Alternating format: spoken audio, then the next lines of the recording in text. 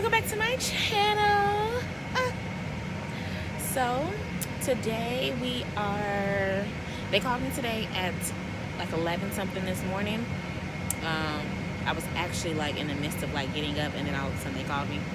So yeah, they assigned me this LAX turn, and it's a red eye. So check-in time was at 6:15 this afternoon. And yeah, so we just got to LA. We just landed. So y'all, the flight was like so empty. We literally had like, for the entire flight, we had like 28 people total, and we're on the 757. It's a huge plane. So but yeah, we're a little bit more full going back. So we're not as full as usual, but we're a lot more full than when we came in. So of course I'm purser for this trip, lovely trip, but my crew is really cool. So yeah, so it's just a turn for all of us, and we're boarding in about 12 minutes. I wanted to talk to you guys before I got on the plane, but they like checked us in late. I don't know what was going on with the gate agent or where they were. Maybe they were doing another flight or something. But yeah, and then literally like shortly after we got on the plane, did our pre-flights really quickly. It was like boarding. So oh well. So now I'm talking to you guys while we have some time to sit, because we got in early. Yeah, the flight was like 5 hours and 15 minutes, but going back it's like 4 hours and 20 minutes. So not too bad. So I will say, guys, I know you guys know about everything that's going on with the coronavirus and all of that. So yes, we have not been flying. Literally, first off, it was already slow flying for January and February, but then March is supposed to actually pick up. So this is my second trip for all of March. Second trip, and then January I had one trip, and then February I had one trip as well. So the trips, have been slim to none, and they're only going to get worse from here, honestly. So right now there isn't any talks of furlough, but all the flight attendants are of course worried about getting furloughed. We were just talking on the flight about it, and like people who've been here for like 20 years are like in fear of being furloughed. So yeah, I feel so bad for all of like the newbies who either just came on or those who are like waiting with CJOs, but everything is like at a standstill right now. So terrible times, but hopefully things are bypass quickly. So hopefully within the next few months or whatever, things will be back to normal. We'll be back to flying, and yeah. So, and y'all, literally my year is supposed to be next month, and all of this really wants to happen on my year. Y'all, I get my little pay raise and everything. Well, technically, since we're unionized, we still get our pay raise, so that's like the good thing. But I do know like people that aren't unionized or whatever, they don't get a pay raise, so that sucks. But yeah, y'all, everything's at a standstill right now. It's just not looking good. Flights are gonna reduce another 50% next month. Yeah, so I don't really know what next month is gonna look like. Honestly, we don't even know what next week is gonna look like, but definitely next month we don't know what it's gonna look like. I haven't even been able to bid for my schedule because they're like trying to get those things like together because of all the reduction in flying. So I don't know, we'll see. And they're offering a lot of colas for people to take, if you can afford a cola. And some people can, some people can't. Well, most people can't. So that's why, a lot of people aren't really taking the colas. But, and when I say colas for us, because I know cola can mean different things. I know like with my family when we were traveling, because my dad is military, was military. And I grew up a military child. And cola for us was like extra pay. But cola for my company my airline is, yeah, it's like company allotted leave of absence. So yeah, that's what COLA is. So they are, and you don't get paid during the COLA, but you still get to keep like your health benefits and your flight benefits. But being furloughed, you know, you don't get to keep any of that. So, you know, that's like the big difference. And then too with COLAs, you know, like they're like, you know, when you're gonna come back if you do a COLA, because COLAs can be like 1 month, they could be 2 months, they could be 3 months, they could be 6 months. It just really depends on what the company decides to give out for the month. So I know for May they were giving us till like the 15th. I think it's now extended to like the 18th of March or something, to like put in our bids for COLAs for next month, April. So yeah, it's usually not that late. Usually you have to do it earlier in order for you to like bid for a COLA, but because of the circumstances or whatever, you know, that's how things are going. So I know certain people haven't been, of course, awarded it yet, but of course we know they're going to get awarded because the company needs people to take COLAs. So and some people are going back to like their bartending jobs and stuff like that. So yeah,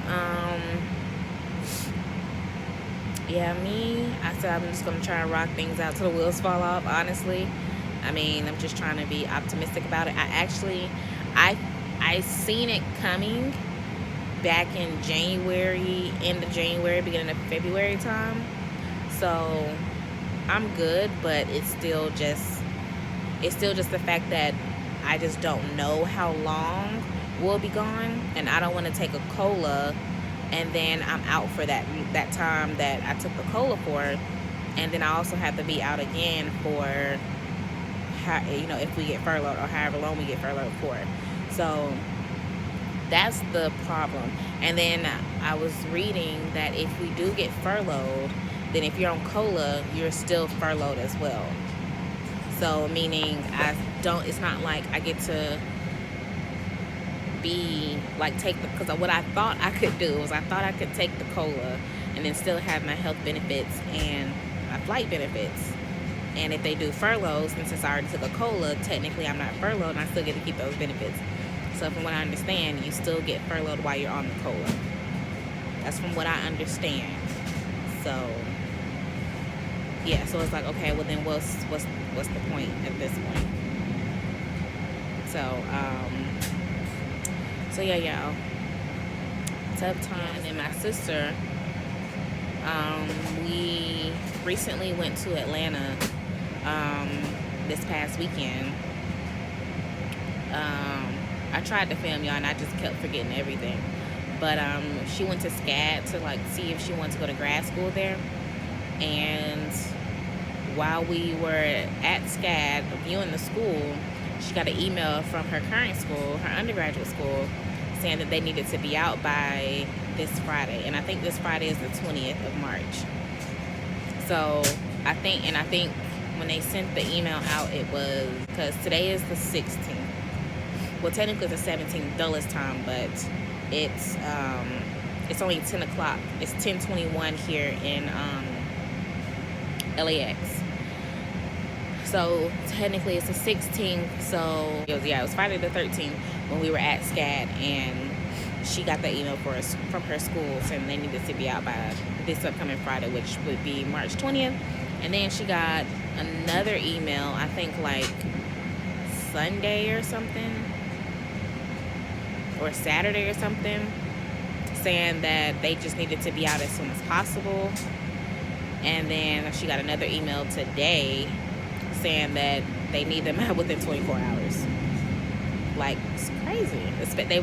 They said if you're in a neighboring state, they need you out within 24 hours. So yeah, it's crazy right now. She can't even take her graduation pictures. Like, it's supposed to rain all week, and she's in Huntsville, Alabama. So it's supposed to rain all week, so she can't really take graduation pictures. And, you know, it's just been like a whole mess. You know, now people are like up and trying to leave and figure out how they're going to get home, especially those people that live in like California or like far, and they have to like usually take a flight or something just to get home. So it's really crazy right now. But I'm hoping for the best, but preparing for the worst.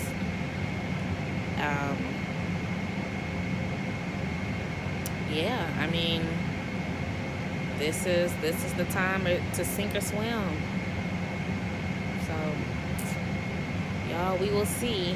Oh, and with that being said, guys, unfortunately, I did have to shut down my crash pad. I had to, like, with all of this going on, like, flights are decreasing so much, and, people might not get paid. I know it said the government is going to, like, subsidize, they're supposed to, I believe it said, like half of our paychecks. I mean, I don't know how long that's going to last or how that's going to work out, especially for us newbies. We might get furloughed before any of that takes effect, or we might only see the benefit of that for a very, very short period of time, and then, you never know. So, yeah, so I don't know about all of that, and it just kind of scared me knowing what I know as far as what's happening with the airline industry and the decrease and the pay cuts and possible furloughs and like all of that kind of stuff. So, and the crash pad is too inconsistent when it comes to paying for itself. So sometimes it pays for itself. Sometimes I have to come out of pocket for it just to keep it open. So,